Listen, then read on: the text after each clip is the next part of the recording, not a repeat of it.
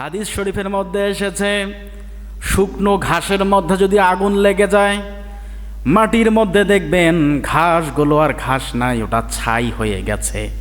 সুনানে আবু দাউদ 4905 নম্বর হাদিস। আল্লাহ রসুল বলেছেন, তোমরা হিংসা করো না, হিংসা থেকে দূরে থাকো। হিংসা সবগুলো নষ্ট করে দেয়।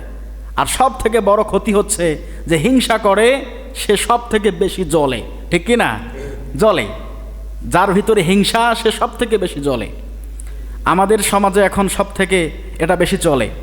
তো হিংসা আমাদের অন্তর থেকে দূর করা দরকার আছে না নাই? আপনি কি চান, আমরা কি চাই যে আমাদের এই যে রমাদান মাসের 1 মাস রোজা রাখলাম, এই যে 5 ওয়াক্ত সালাত আদায় করছি, দান করছি, সদকা করছি, মা বাবার খেদমত করছি, এগুলো আমল সব পুরে ছাই হয়ে যাক? কেউ চাবে? কেউ চাবে না। না, আমি চাবো না এটা। এই জন্য রসুল বলছেন হিংসা করা যাবে না।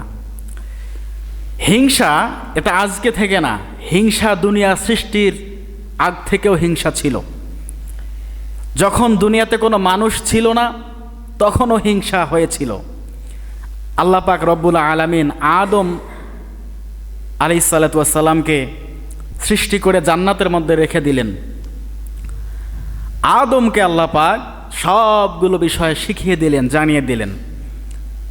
এবার ফেরেশতাদেরকে বলছে, হে আমার ফেরেশতারা, তোমরা আদমকে সিজদা করো, ইল্লা ইবলিসা, শুধুমাত্র কেবলমাত্র ইবলিস বাদ দিয়ে সবাই আদমকে সিজদা করেছে। এমনকি নূরের তৈরি ফেরেশতাও আদমকে সিজদা করেছে, কিন্তু ইবলিস করে নাই। ইবলিস আরজুমেন্ট পেস্ট করলো। আল্লাহ পাক বলছে, কি ব্যাপার, তুমি সিজদা করলা না কেন? আমি তোমাকে সিজদা করতে বলেছি, তুমি সিজদা করলা না কেন?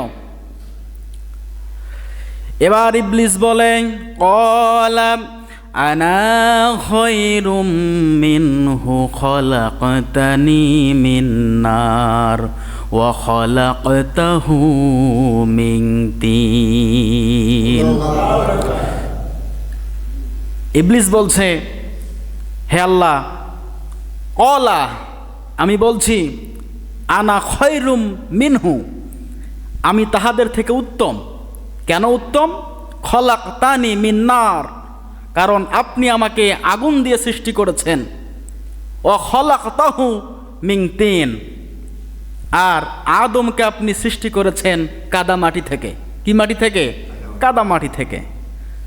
আগুন সব সময় ঊর্ধ্বমুখী, আগুন উপরে ওঠে না।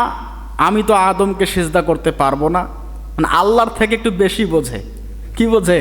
আল্লাহর থেকে বেশি বুঝছে যে না, আমি সিজদা করব না, কারণ সে হচ্ছে কাদামাটির আর আমি হচ্ছে আগুনের তৈরি। শয়তান ইবলিস আরজুমেন্ট পেশ করলো, তখন আর তে সিজদা করলো না, শয়তান হয়ে গেল। তাকে চিহ্নিত করে আল্লাহ পাক শয়তান বানিয়ে দিলেন। এরকম হয় কি হয় না বলেন তো? মুরব্বীদের উপরে অনেক ছোট মানুষ দেখবেন কথা বলে, হ্যাঁ, এরকম হয় না? বাধা করতে যাবেন, আপনি ভয় পাবেন।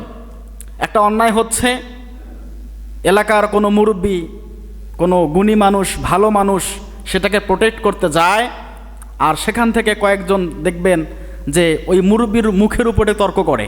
এরকম আছে না নাই? এরকম করা যাবে না। এরকম করলে আমল সব নষ্ট হয়ে যাবে। এরকম করা কখনোই যাবে না। আদম আলাইহিসসালাতু ওয়াসসালামকে সবাই সিজদা করলো, ইবলিস সিজদা করে নাই, শয়তান হয়ে গেল। ওখান থেকে ইবলিসের মনে একটা হিংসা তৈরি হয়েছে, কেন আমি তাকে সিজদা করতে যাব? আমি তো আগুনের তৈরি আর সে তো মাটির তৈরি, আমি তাকে সিজদা করতে পারবো না। এখনো দুনিয়াতে মানুষ আসে নাই, আল্লাহ পাক আদমকে হাওয়াকে পাঠায় নাই, সেখানেই হিংসা তৈরি হয়ে গিয়েছে, ঠিক কি না? হিংসা তৈরি হয়ে গেল। হিংসার দ্বিতীয় একটা স্টেপ আছে।